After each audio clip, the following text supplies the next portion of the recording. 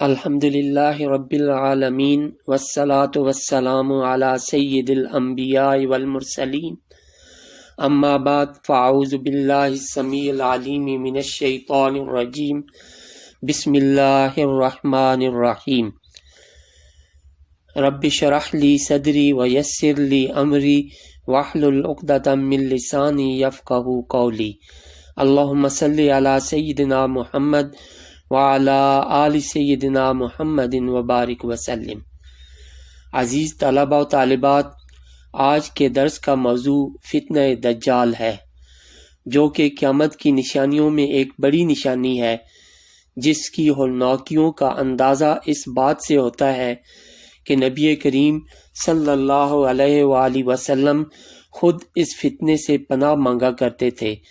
بخاری شریف میں ارشاد فرمایا، ما بعث نبی الا انذر امتہ الاعور الکذاب، کوئی نبی ایسے نہیں بھیجے گئے جنہوں نے اپنی امت کو کانے کذاب سے نہ ڈرایا ہو۔ ایک اور روایت میں فتنہ دجال کی ہولناکیوں کی وضاحت کرتے ہوئے فرمایا کہ آدم علیہ السلام کی پیدائش اور روز قیامت کے درمیان ایک بہت بڑا فتنہ ظاہر ہوگا، اور وہ دجال کا فتنہ ہے۔ صحابہ کرام رضوان اللہ علیہم اجمعین جب فتنہ دجال کا ذکر سنتے تو ان کے چہروں پر خوف کے آثار نظر آتے۔ اس کی وجہ یہ نہ تھی کہ صحابہ کرام رضوان اللہ علیہم اجمعین کوئی کمزور لوگ تھے یا جنگوں سے ڈرتے تھے، وہ دجال کے دھوکے، فریب اور اس کے پروپیگنڈے سے ڈرتے تھے۔ احادیث مبارکہ سے خروج دجال سے پہلے دجالی فتنوں کے ظہور کی تفصیلات ملتی ہیں۔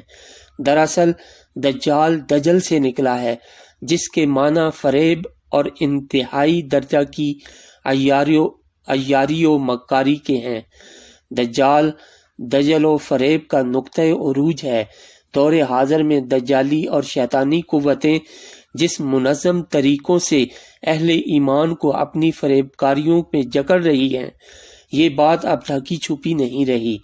اللہ کے رسول صلی اللہ علیہ وسلم نے مسند احمد میں ارشاد فرمایا، دجال کے خروج سے پہلے چند سال دھوکہ و فریب کے ہوں گے، سچے کو جھوٹا بنایا جائے گا اور جھوٹے کو سچا بنایا جائے گا، خیانت کرنے والے کو امانت دار بنایا جائے گا اور امانت دار کو خیانت کرنے والا قرار دیا جائے گا، اور ان میں رویبدہ بات کریں گے۔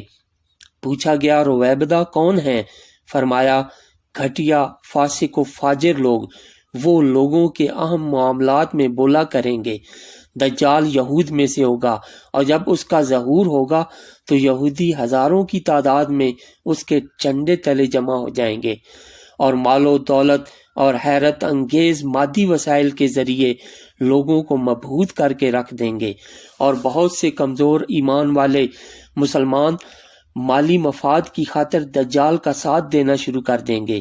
حضرت عبید بن عمیر اللیثی فرماتے ہیں کہ دجال نکلے گا تو کچھ ایسے لوگ اس کے ساتھ شامل ہو جائیں گے جو یہ کہتے ہوں گے کہ ہم گواہی دیتے ہیں کہ یہ دجال کافر ہے، بس ہم تو اس کے اتحادی اس لیے بنے ہیں کہ اس کے کھانے میں سے کھائیں اور اس کے باغات میں اپنے مویشی چرائیں۔ چنانچہ جب اللہ کا غضب نازل ہوگا تو ان سب پر نازل ہوگا۔ نبی کریم صلی اللہ علیہ وآلہ وسلم بڑے اہتمام کے ساتھ علامات فتنہ دجال سے امت کو آگاہ فرمایا۔ صحیح مسلم کی حدیث میں اسی مقصد کے لیے ایک بار صحابہ کرام رضوان اللہ علیہم اجمعین کو جمع کیا اور فرمایا کہ لوگوں، اب تمیم داری سے وہ قصہ سنو جو میں تمہیں بیان کرتا رہتا تھا۔ حدیث مبارکہ کا خلاصہ پیش کرنے کی کوشش کروں گا تاکہ ساری بات سمجھ آ جائے۔ حضرت تمیم داری جو نصرانی تھے اور بعد میں مسلمان ہو گئے، وہ اکثر تجارت کی غرض سے سمندری سفر کیا کرتے تھے۔ انہوں نے نبی کریم صلی اللہ علیہ وسلم کے حکم پر کھڑے ہو کر وہ واقعہ سنایا۔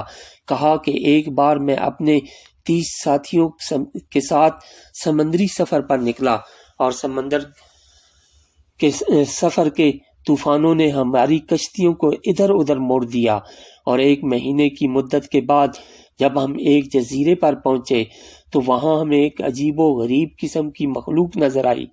اس کے بہت بڑے بڑے بال تھے، اس کے اگلے اور پچھلے حصے میں ہم کوئی فرق نہیں سمجھ پا رہے تھے۔ ہم نے اس سے پوچھا تم کون ہو؟ تو اس نے کہا میں الجساسہ ہوں، یعنی کہ پوری کائنات کا سب سے بڑا جاسوس۔ پھر جساسہ نے ان سے پوچھا تم کون ہو؟ تو انہوں نے بتایا کہ ہم عرب سے آئے ہیں۔ اس نے ہم کو سامنے گرجے میں بھیجا کہ وہاں جاؤ اور وہاں تمہیں کچھ ملے گا۔ تمیم داری بیان کرتے ہیں ہم خوف زدہ ہو کر وہاں گئے، دیکھا کہ ایک لمبا چوڑا دیو قامت انسان یا انسان نما کوئی مخلوق اس کے ہاتھ گردن سے ملا کر اور اس کے پیر گھٹنوں سے لے کر ٹخنوں تک لوہے کی زنجیروں سے مضبوطی سے جکڑے ہوئے تھے۔ حضرت تمیم کہتے ہیں کہ ہم نے پوچھا تم کون ہو؟ اس نے کہا کہ تم پہلے بتاؤ تم کون ہو؟ ہم نے کہا ہم عرب سے آئے ہیں۔ اس نے کہا اچھا ان پڑھ امیین کے علاقے سے؟ ہم نے کہا ہاں۔ تو اس نے کہا بتاؤ ان ان پڑھ لوگوں کے پیغمبر کا کیا حال ہے؟ ہم نے جواب دیا کہ وہ مکہ سے ہجرت کر کے اب مدینہ آ گئے ہیں، ان کی قوم نے ان کو بہت ستایا۔ پھر وہ بولا اچھا یہ بتاؤ کہ بیسان کے باغ میں کھجوریں آ رہی ہیں؟ انہوں نے کہا آ رہی ہیں۔ یہ باغ شام میں بولان کی پہاڑیوں کے نیچے ہے۔ بولان کی پہاڑیاں اب اسرائیل کے قبضے میں ہیں۔ آپ کو اندازہ ہو سکتا ہے کہ وہ کس علاقے کے بارے میں کچھ معلومات لے رہا ہے۔ پھر وہ کہنے لگا ٹھیک ہے، کچھ عرصے بعد یہ کھجوریں آنا بند ہو جائیں گی۔ پھر اس نے دوسرا سوال کیا کہ بتاؤ زغر چشمے میں پانی ہے؟ تو میں نے جواب دیا ہاں۔ تو اس نے کہا اس چشمے کا پانی بھی ختم ہو جائے گا۔ اس نے پوچھا بحیرہ طبریہ کا کیا حال ہے؟ انہوں نے جواب دیا کہ ابھی تو اس میں پانی ہے۔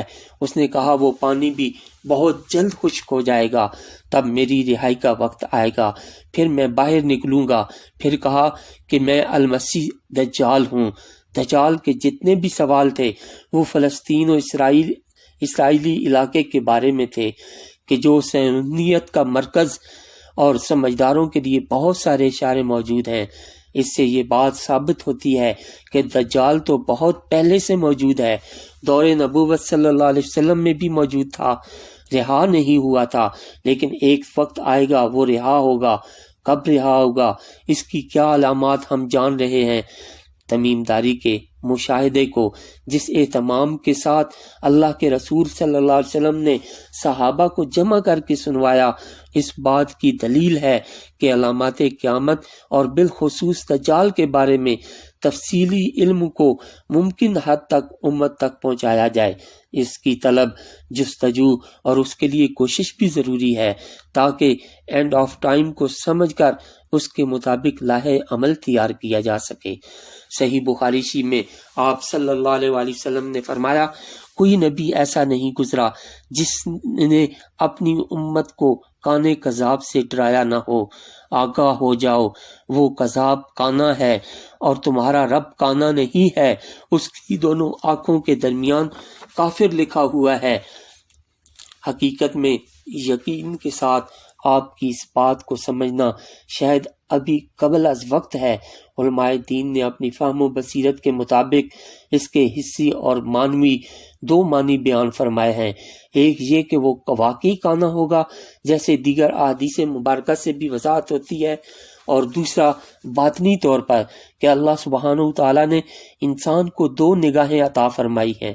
ایک ظاہری آنکھ سے وہ اپنے ارد گرد کو دیکھتا ہے، دوسری باطنی دل کی آنکھ جس سے وہ چیزوں کی حقیقت کو سمجھتا ہے۔ دجال کے فتنے کا شکار وہ ہوں گے جن کی ظاہری آنکھ تو کھلی ہوگی لیکن باطنی آنکھ کی بصیرت سے محروم ہوں گے۔ وہ چیزوں کی حقیقت نہیں سمجھ سکیں گے، دھوکہ کھا جائیں گے، سچ اور جھوٹ کی تمیز، پروپیگنڈے کے حقائق سے انسانیت اندھی بہری یعنی کانی ہو جائے گی۔ یہی وجہ ہے کہ نبی کریم صلی اللہ علیہ وسلم نے ارشاد فرمایا کہ تم آخری امت ہو، اس لیے دجال تم ہی لوگوں میں نکلے گا۔ اگر وہ میری زندگی میں ظاہر ہو جاتا تو تمہاری طرف سے میں اس کا مقابلہ کرتا، لیکن وہ میرے بعد ظاہر ہوگا، اس لیے ہر شخص اپنا بچاؤ خود کرے۔ اے ایمان والو، ایمان پر ثابت قدم رہنا۔ مسند ابن راہویہ کی روایت میں ہے کہ تم آسمان کو بارش برساتا ہوا دیکھو گے حالانکہ وہ بارش نہیں برسا رہا ہوگا، اور تم زمین کو پیداوار اگاتا ہوا دیکھو گے حالانکہ وہ پیداوار نہیں اگا رہی ہوگی۔ اس کا مطلب یہ بھی ہوا کہ بارش بھی برسے گی، زمین کی پیداوار بھی ہوگی، لیکن خیر و برکت اٹھ جائے گی، لوگ قحط سالی کا شکار ہوں گے۔ یہود کی ہارپ ٹیکنالوجی اور ایگریکلچر پالیسیوں سے دنیا بھر کی زراعت پر کنٹرول، قدرتی ذخائر پر قبضہ، موسم اور بارشوں پر کنٹرول سے اس وقت پوری دنیا واقف ہے۔ نبی کریم صلی اللہ علیہ وسلم نے فتنوں کے بارے میں گفتگو میں فتنہ احلاس کا ذکر فرمایا ہے، جسے بھگدڑ اور جنگ کا زمانہ کہا جاتا ہے۔ اس کے بعد سرا کا جو ہے وہ فتنہ کا ذکر فرماتے ہوئے پھر کالے فتنے کا ذکر فرمایا ہے، جو کسی کو تھپڑ مارے بغیر نہ رہے گا، جو مزید اس طرح پھیلے گا کہ اس میں آدمی صبح کو مومن اور شام کو کافر ہوگا۔ لوگ دو خیموں میں تقسیم ہو جائیں گے، ایک خیمہ ایمان کا جس میں نفاق نہیں ہوگا، اور دوسرا خیمہ نفاق کا جس میں ایمان نہیں۔ تو جس دن یہ ہو جائے تو اس دن یا اس سے اگلے دن دجال کے خروج کا انتظار کرنا۔ حضرت عمر بن عبداللہ رضی اللہ تعالیٰ عنہما حتیم میں حضرت حذیفہ رضی اللہ تعالیٰ عنہ کے ساتھ تھے، تو انہوں نے نبی کریم صلی اللہ علیہ وسلم کی حدیث ذکر کی، جس کا خلاصہ پیش کرتا ہوں۔ فرماتے ہیں کہ اسلام کی کڑیوں کو ایک ایک کر کے توڑا جائے گا، اور گمراہ کرنے والے قائدین ہوں گے، اور اس کے بعد 3 دجال نکلیں گے۔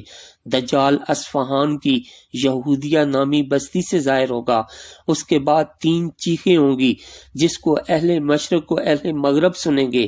اے عبداللہ، جب تم دجال کے خروج کی خبر سنو تو بھاگ جانا۔ انہوں نے کہا کہ اپنے پیچھے والوں یعنی اہل و عیال کی حفاظت کس طرح کروں گا؟ فرمایا کہ ان کو کہنا کہ پہاڑوں کی چوٹیوں پر چلے جائیں۔ پھر پوچھا کہ اگر وہ یعنی گھر والے یہ سب کچھ چھوڑ کر نہ جا سکیں تو فرمایا ان کو حکم کرنا کہ وہ ہمیشہ گھروں میں ہی رہیں۔ پھر پوچھا اگر وہ یہ بھی نہ کر سکیں تو پھر فرمایا کہ اے ابن عمر، وہ فتنہ، فساد اور لوٹ مار کا زمانہ ہے، اور کوئی فتنہ ایسا نہیں ہے جس سے کوئی نجات نہ ہو۔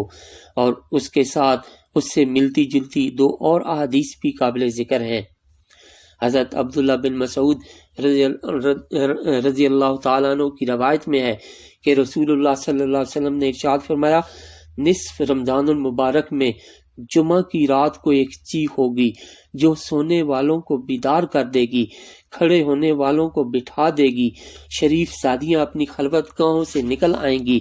اس دن زلزلے کثرت سے آئیں گے، اور جب تم جمعہ کے دن فجر کی نماز پڑھ لو تو اپنے گھروں میں داخل ہو کر دروازے اور کھڑکیاں بند کر لینا، اپنی چادریں اوڑھ لینا اور اپنے کان بند کر لینا، اور جب تمہیں چیخ کا احساس ہو تو اللہ کے آگے سجدہ ریز ہو جانا اور یہ پڑھنا، سبحان القدوس، یعنی پاک ہے وہ ذات جو تمام نقائص سے پاک ہے، ربنا القدوس، ہمارا رب جو نقائص سے پاک ہے۔